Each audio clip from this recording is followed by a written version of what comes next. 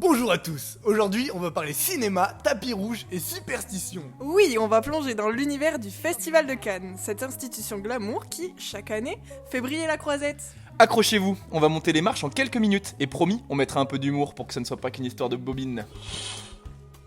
Tout d'abord, l'idée d'un festival de cinéma, c'est pas juste pour s'amuser sur la plage. Ah non, dans les années 30, la France voulait rivaliser avec la Mostra de Venise.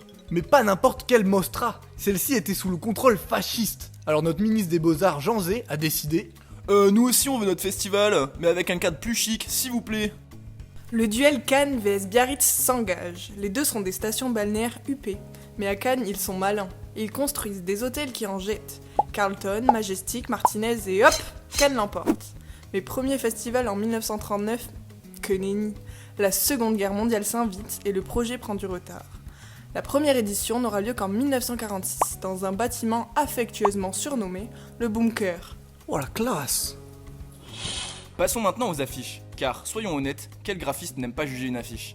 Chaque année, l'annonce de l'affiche officielle est un événement. C'est comme découvrir le costume de tes potes à une soirée déguisée. Mais attention, on parle ici d'art, des affiches rétro, colorées, parfois même kitsch, il y en a pour tous les goûts, même ceux qu'on n'avoue pas en public. Parmi les tendances qui ont marqué les décennies, nous retrouvons les couleurs primaires des premières années. La croisette, la plage et ses mouettes, stars des affiches. Et la bobine de film, omniprésente, elle a fait 17 apparitions. Plus que certains acteurs célèbres. Et petit détail piquant, le vert, jamais vu en couleur dominante. Bah pourquoi? Moi j'aime bien le vert. Parce que depuis Molière, c'est la couleur qui porte malheur dans le spectacle. Et pour cause, d'après la légende, le célèbre écrivain serait mort sur scène en portant son costume vert.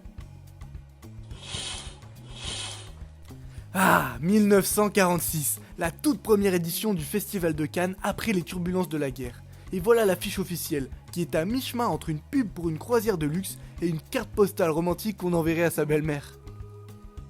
Regardez bien. Au centre, un couple ultra glam sur un radeau flottant en plein milieu de la mer. Sûrement un clin d'œil à la débrouille d'après-guerre où même un bout de bois flottant suffisait pour organiser une fête. Mais ce n'est pas tout. Sur le radeau, il y a un tapis rouge. La scène est capturée à travers le prisme de l'écran, mêlant réalité et fantasme. Même si cette première édition n'a pas encore la montée des marches iconiques, tout y est. Le charme, l'audace et ce petit vent de folie qui fait que même un radeau peut devenir un podium. Très vite, les projections de films sont moins commentées par les médias que les stars. Leur smoking, leurs robes, leurs déclarations et leur vie privée passent au premier plan. Les affiches, ce n'est pas seulement du design, c'est aussi une affaire de grands noms. Prenons ce bon vieux Federico Fellini, réalisateur mythique et doublement afficheur pour Cannes. Il rend hommage au Titanic en 82 et signe une autre affiche en 94. Et que dire de Kurosawa, réalisateur des 7 samouraïs, qui lui aussi s'est frotté à l'exercice en 83. La palme du fun revient peut-être à l'édition de 95. Photomontage sur la plage, halo lumineux et roulement de tambour. Un bébé qui marche sur l'eau. C'est un travail de prépa ou? Sur le tapis, on distingue des visages légendaires du cinéma. De Charlie Chaplin à d'autres grandes figures du 7e art, c'est comme si l'histoire du cinéma défilait sous nos yeux, mais cette fois-ci en plein milieu de la Méditerranée. Ce petit bébé blondinet marche sereinement, tel un messie du cinéma. Jésus 2.0? Non, je rigole. Juste Cannes qui s'amuse avec les symboles.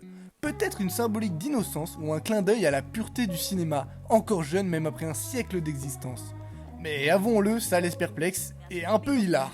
Le ciel, en haut, c'est un véritable tableau céleste, avec des nuages dramatiques et un rayon de soleil qui illumine la scène. Une atmosphère quasi mythique, comme si les dieux du cinéma eux-mêmes validaient cette édition du festival. Cette affiche est l'œuvre de Michael Landi qui a voulu mélanger photographie et surréalisme pour créer une image aussi énigmatique qu'étonnante.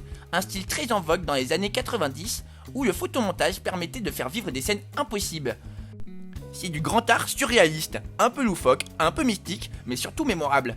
Elle nous rappelle que parfois, à Cannes, c'est l'audace qui fait le show. Pendant des décennies, les affiches étaient dessinées ou peintes. Mais en 1973, Cannes passe à la photographie.